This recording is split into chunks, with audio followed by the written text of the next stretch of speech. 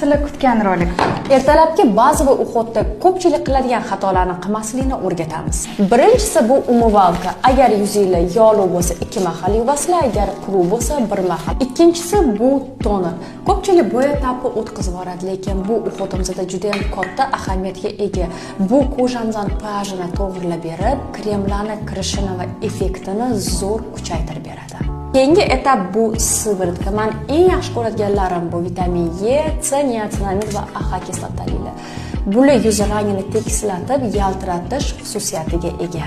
Sivirtkadan keyin обязательно yuzimizni krem bilan yopamiz, chunki sivirtka bilan krem birgalikda yaxshi natija beradi. Ko'z atrofiga krem. Ko'pchilik qizlarimiz yosh o'tgandan keyin krem surishimiz kerak degan fikrga borishadi.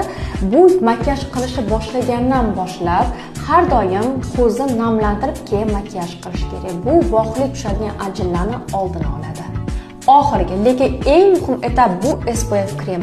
Men buni yoshlik kaliti ham deb aytaman. Agar har doim shunaqa yosharib, chiroyli bo'lib yurishni xohlasanglar, SPF siz ko'chaga chiqishni unutmanglar. Yuzimiz makiyajga tayyor. Agar sizlarga kechki uxot qiziq bo'lsa, kommentariyada plus belgisini qoldiringlar.